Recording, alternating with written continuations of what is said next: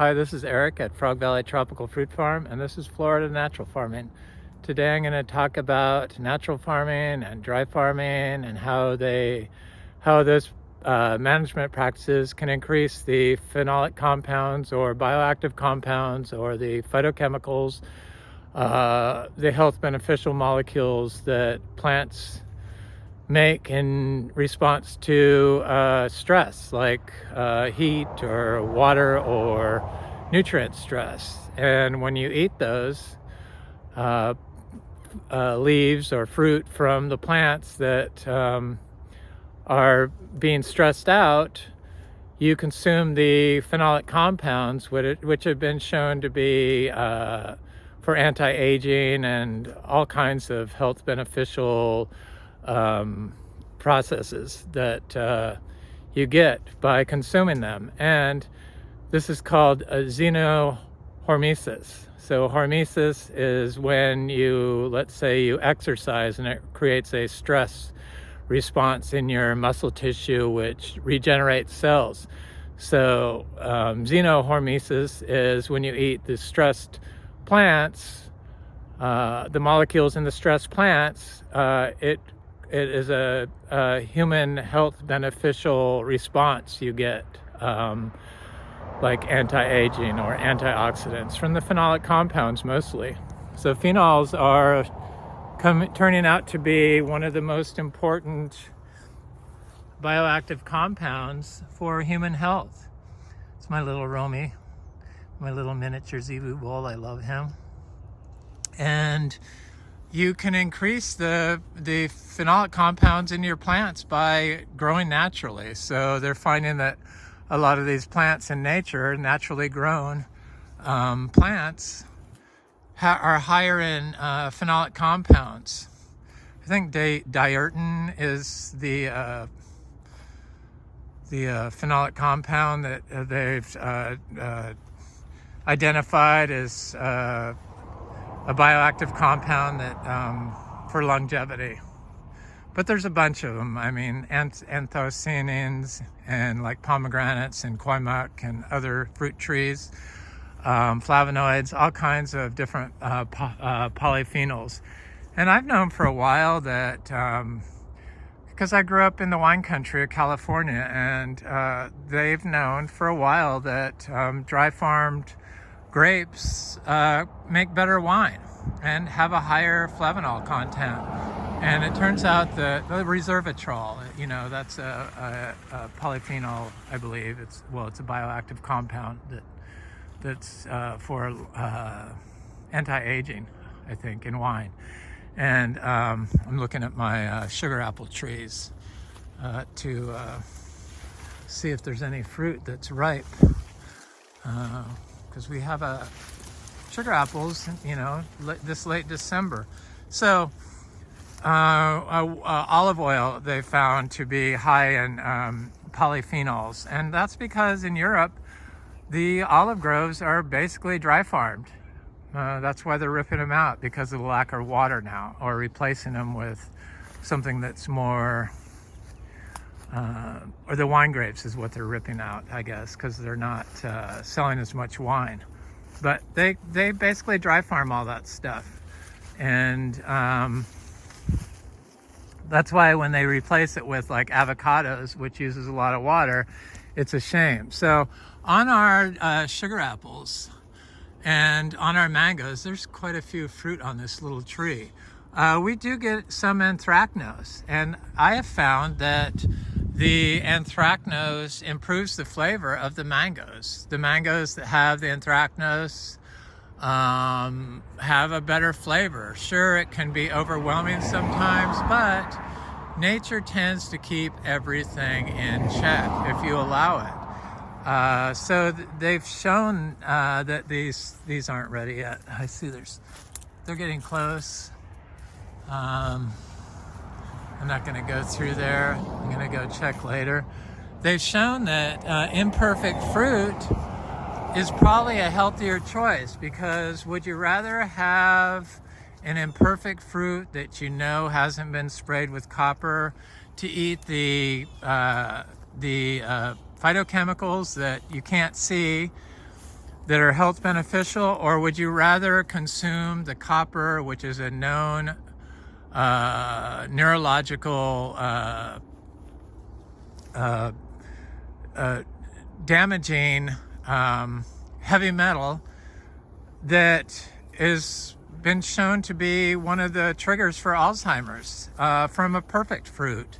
And just like in citrus, the citrus industry and the University of Florida's recommendations on management and the whole reductionist view of looking at one insect at a time and one fungi at a time or one pathogen at a time and destroying it, and in the process killing everything else and thinking you're making the plant healthier, when in fact you've taken a citrus tree that should live 75 to 100 years and turned it into something that only lives 15 years and created a food that's rather than phytochemicals, contains all kinds of different pollutants, which are antioxidants to human and will decrease your chances of longevity. Just the whole system of industrial farming is just based on the dollar rather than the health outcome of the people eating the food. So I'm trying to get up to 400 bananas, so I'm starting to plant. I figure all I have to do is plant 5 a day, or do 5 divides a day and get up to 400 divides I did of bananas. So I'm doing that. I just want to do it before the first of the year so I have 400 different divides. I figured it's worth the reduced size of my banana racks for the increase in the amount of trees that I'm going to have. And we've got quite a few banana trees that this one's just getting ready to flower, but I am going to take a pup off that. Maybe I'll wait but until after it's set a rack, because I have noticed that they reduce the size of the racks when I do that. So we don't water anything here. We grow to as close to natural as possible. We holistically grow miniature zebu cows, and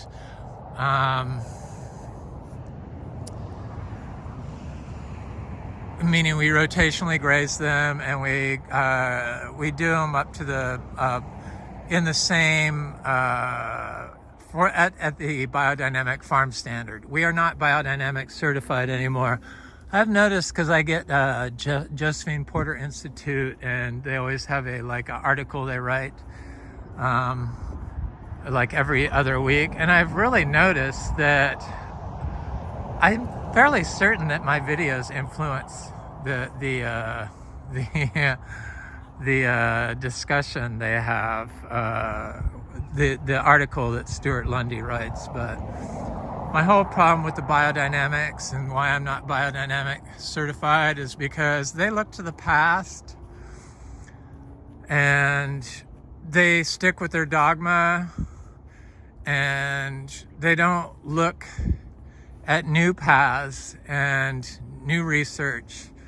And I just didn't feel like everything that they wanted me to do was aligned with everything that I believe. But I do believe that biodynamic agriculture is probably the best certifiable form of agriculture, the healthiest form of agriculture food that you could buy if you don't know your farmer. And so I do believe in it. I don't believe I need to do all this stuff, and I do believe in applying fresh, raw cow manure. E. coli is a needed bacteria that needs to be kept in check, because it's a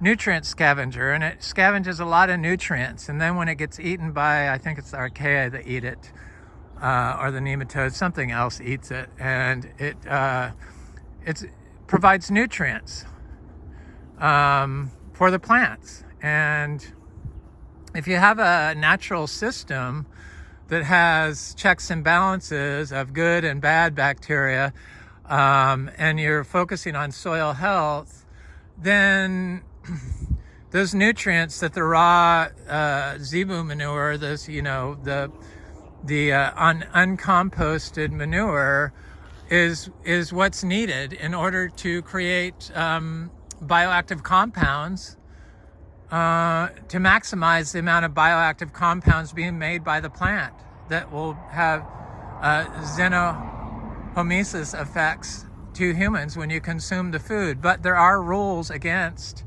applying fresh manure and then selling food to the public. So I have to wait 120 days after I applied, say, manure to my mangoes before I can sell that fruit to the public. But I've got all my manure put down on the mangoes in advance of the 120-day time frame, so I'm okay this year, and I'm gonna really not apply anymore to my mangoes, so I'm okay. I've moved on to the bananas, and I got plenty of little bananas I can apply my manure to. So we apply raw zebu manure mixed with hay, mixed with urine from our barn, grass hay. I put grass hay in the barn at night with my zebus. During the day, they're out on pasture all day long, and I lock them in at night because of cows. So then I scrape that up and I apply it daily. And it's also what I make compost out of. I don't really make the compost. The land makes the compost. I drop the pile. And then in a year, when it looks like this, and there's weeds growing in it, I scrape it up, and that's what I use. And it's very highly aggregated stuff, but as you can see, it just turns into dirt, or humus basically. So we have some fruit here. I was gonna not make videos because I don't know, I see like some of these people that make videos, I thought maybe I'm too old to make videos since I'm a senior citizen. I thought maybe people just think that I'm some rich guy that is espousing stuff to do that people should do, that I probably shouldn't be giving advice on what to do, that they know what to do. But it just, after I watch videos of tropical fruit, like Tropical Fruit Paradise, and see 11,000 views on like a horrible video of a farm in Vero Beach, and I thought, really, am I missing something here? But I don't know. People just don't know what healthy is, and they don't know what nature is. We're so far removed from nature, and its health benefits, that we think that a mowed lawn is better for a tree than something that looks like this. It's just very bizarre. I read this horrible study on nanoparticles of plastic nanoparticles that you breathe. So if you're spraying copper from a plastic sprayer, you're spraying plastic nanoparticles and copper at the same time all over your tree, and you're also killing all the life on the tree, on the leaf, all the micronutrients, all the plants' ability to signal to the environment to create a phytochemical that can combat, to crawl the fungi, to put the anthracnose in check. And so you're reducing your plants' health benefits and creating something that is probably toxic to your brain, definitely to children, and it definitely is destroying Florida with all the nutrients. The copper is a heavy metal, and then people with they do this lots of weird stuff, and nowhere is that more profound than all you have to do is look at the USDA Organic OMRI book. It's like bigger than the Bible. And because of that complicated stack of paper of rules of what you can and can't use. They've confused everyone on what organic is, and organic isn't really organic anymore, in case you haven't noticed. They use plastic mulch, which puts plastic synthetic substances directly into your plant through the soil and in the water, and in the process they've turned their whole soil into a toxic Superfund site by putting shade cloth on the ground or plastic mulch on the ground. That's what it does. The nanoparticles they're figuring are, the article, I'll do a link to it. The article said that it's probably a nanoparticles of plastic is they're finding them in human brains, people that have Parkinson's, and they figure it is probably a cause for Parkinson's. And I guess Parkinson's disease is the fastest growing neurological disorder next to Alzheimer's, which is also, from nanoparticles of plastic. They're thinking, or they're saying, or they found, I don't know. It was very disturbing, but all this stuff, and people just continue to ignore the use of plastics and the plastic pots and the plastic mulch and the plastic shade cloth. It's a real problem. And then in combination with salt-based fertilizers and management practices of like putting gypsum in Florida when we're on calcareous rock doesn't make any sense. The only reason why your plant can't get enough calcium in Florida is because you've disrupted the nutrient cycle through compaction by mowing the lawn. So when you mow the lawn, it makes the soil too acidic so that the plant can't uptake calcium. And if you can't, the calcium cycle is the most important one. If your plant can't cycle calcium correctly, if calcium can't be cycled correctly by your plant, then none of the other nutrient cycles are going to work. It's all interconnected, all the management, and it turns out that the natural farming technique, it does work, and that's why I continuously talk about it and try to show people how important it is. And Florida's got a horrible nutrient runoff problem, mostly because of the overuse of farm chemicals and in households, because everyone uses fire ant killer and cockroach sprays and 7 dust or whatever, and sprays their copper, and then they have compacted soil, so rather than soaking into your property, it runs off into my property, the use of glyphosate and stuff like that. That's the whole problem with applying nutrients, is they don't stay where they're supposed to. They don't just focus on their target spot. They go everywhere else, and that's why we got red tide, and that's why the seagrass is all dead in the Indian River Lagoon, and it's why Lake Okeechobee is full of nutrients that causes algae blooms.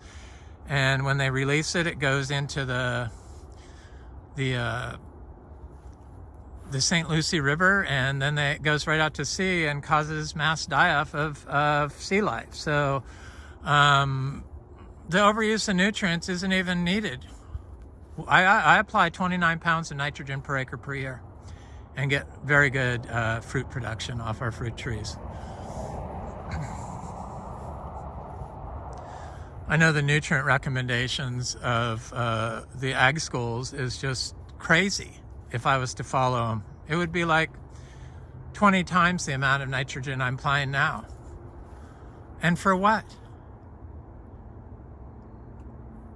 To run off into the waterways. That's all. So because of that stuff, all this pollution, and Florida being such an amazing place to grow, I'm going to continue making videos I do get a little discouraged sometimes because of it just seems like a waste of time. I'm sure this video is going to be like not watched by a lot of people, and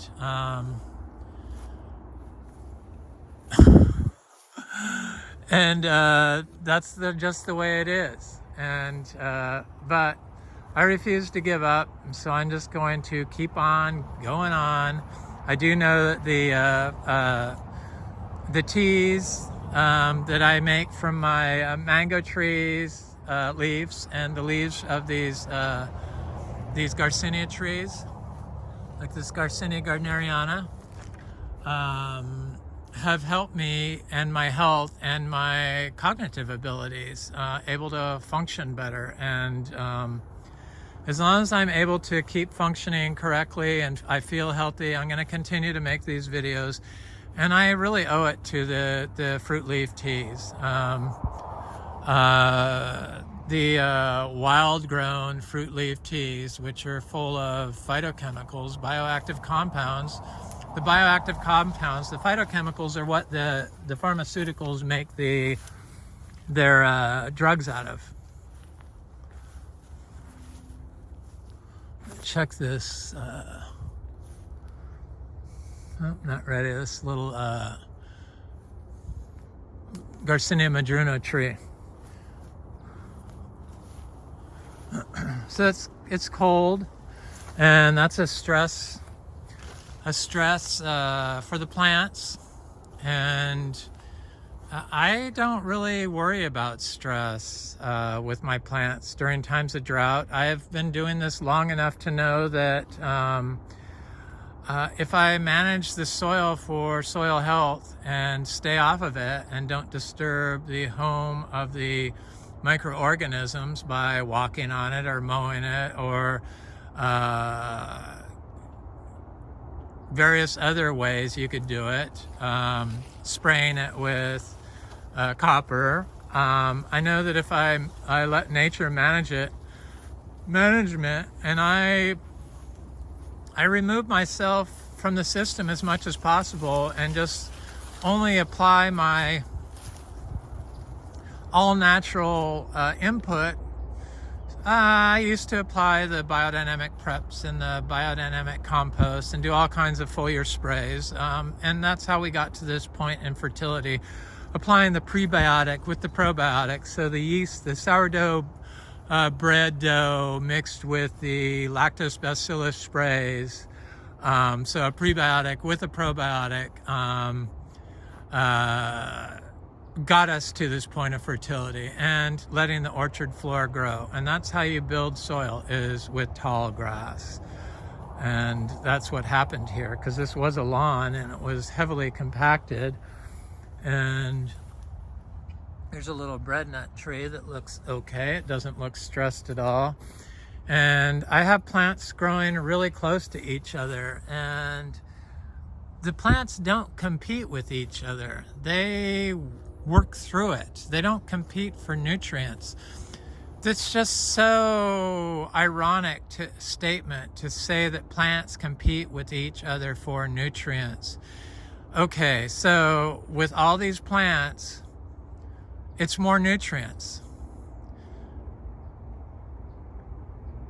Because all the plants contain nutrients. The plants are the nutrients. The plants are the phytochemicals. The plants are the food for the life that eats.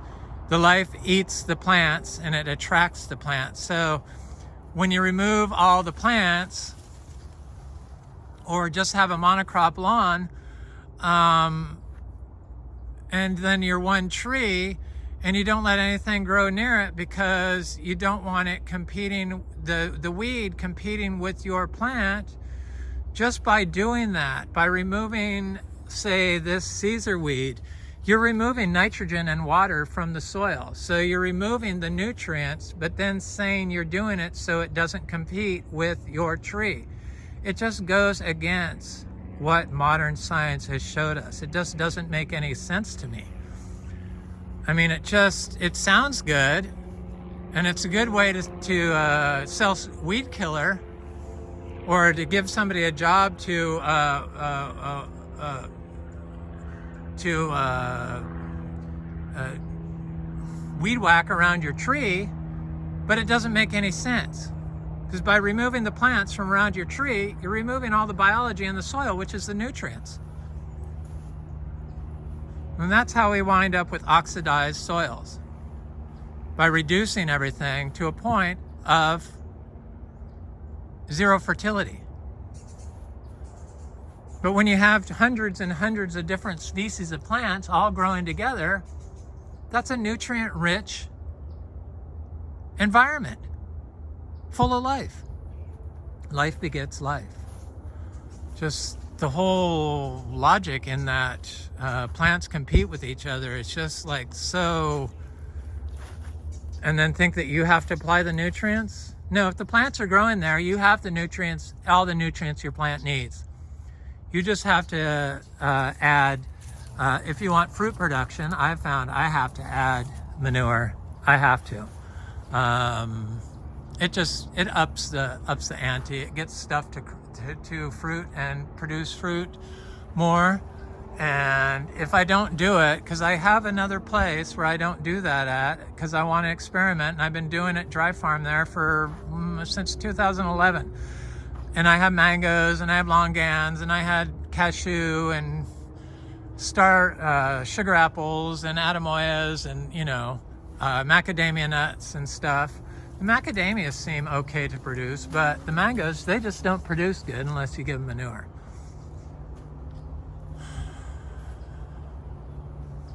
But they don't compete with each other for water. I know that. The plants are the water. If you got the plants there, you got the water.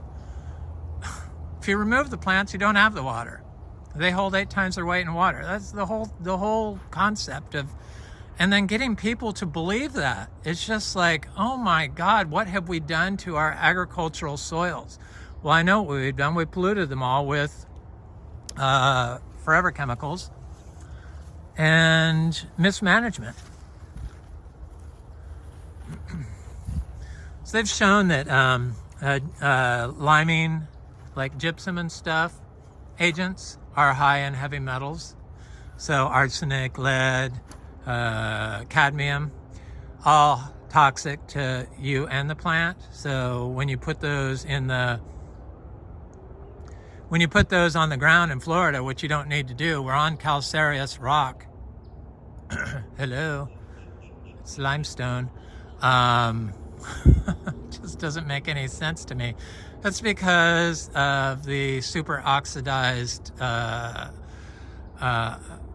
soil that you've created from your reductionist farm methods of removing all the plants and mowing, and then applying salt-based fertilizers, which further oxidizes and remove carbon from the soil.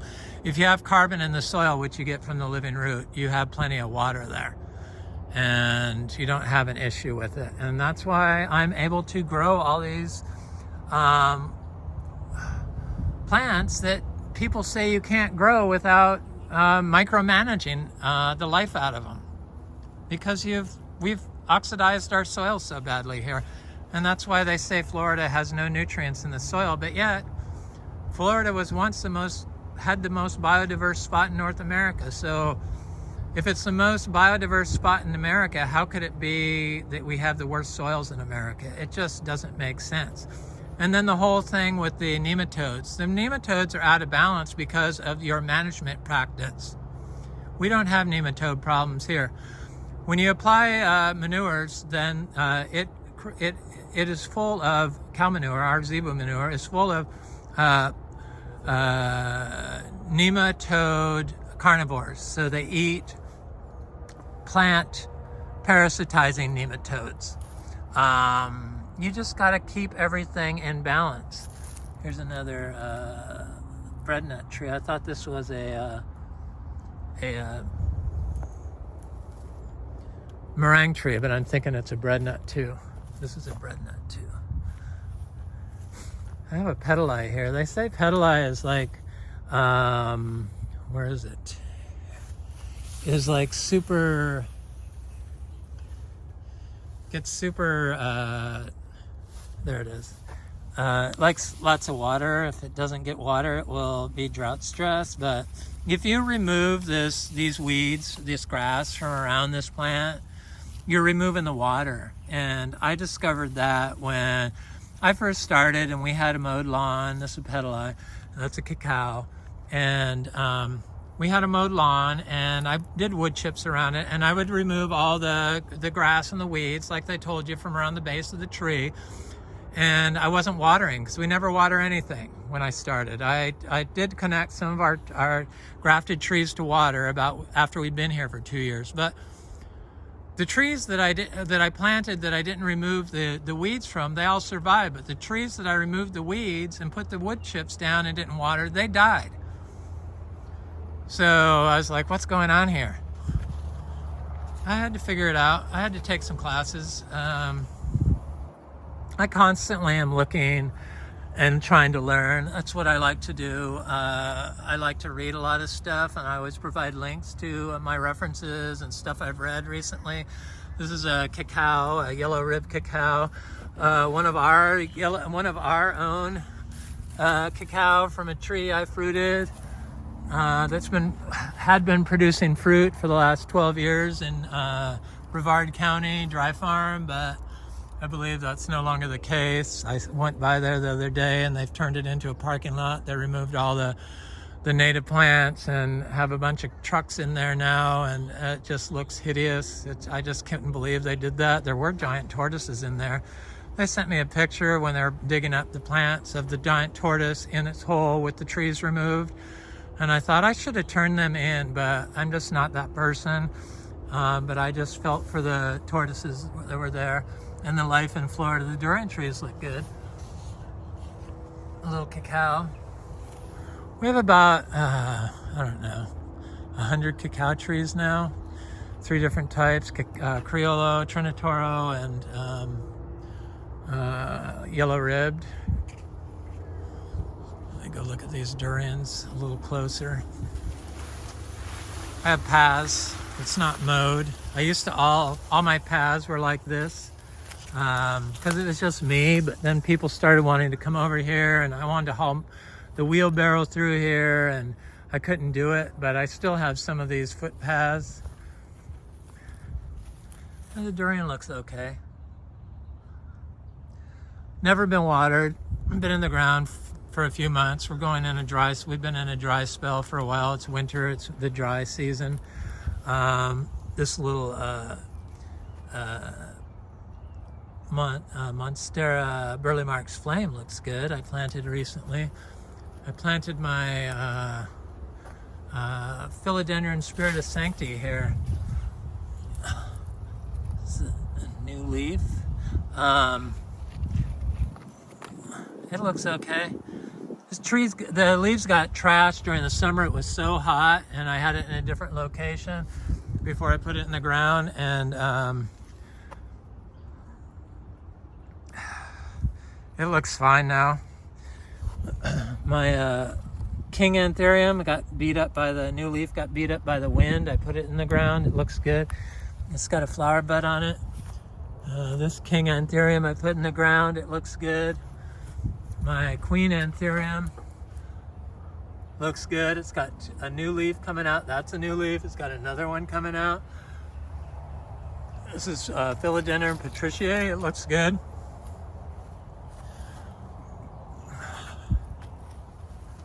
Oh, all these plants. This is a Anthurium nigrolaminum. I almost killed it. I had it in a pot. I wasn't watering it. I can grow stuff in pots without watering it, but the anthuriums are a little more delicate, and they needed to be in the ground.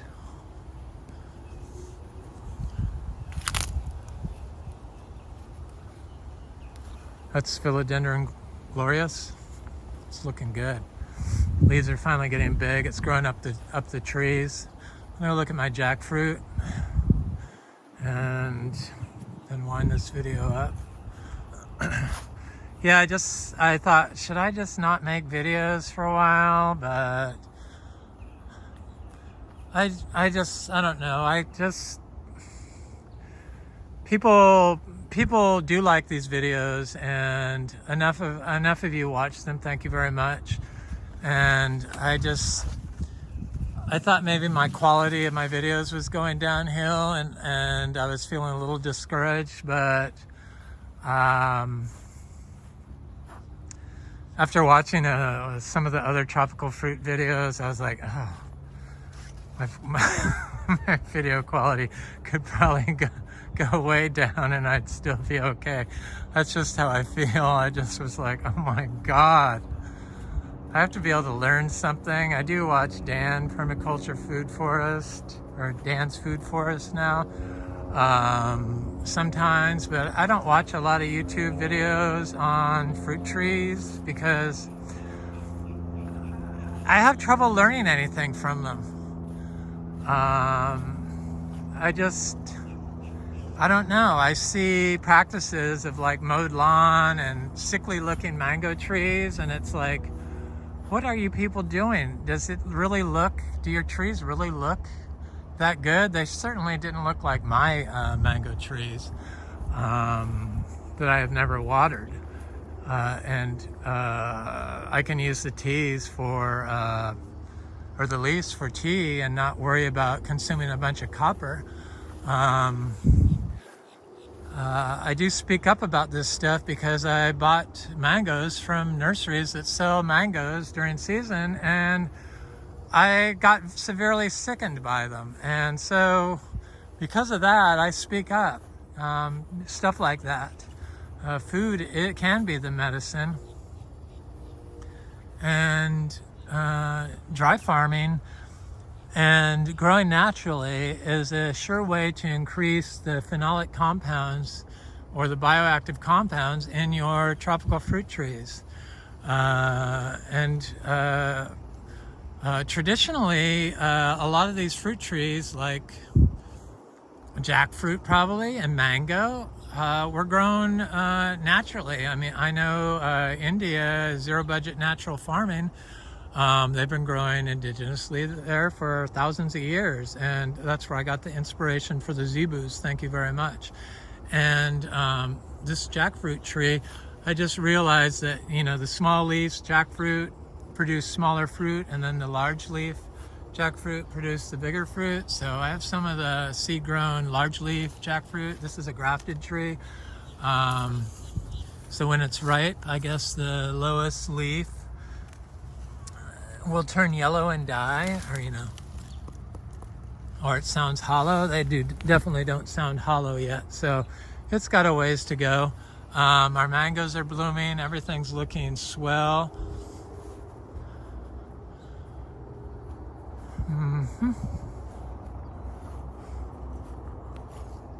The swamp has got water in it.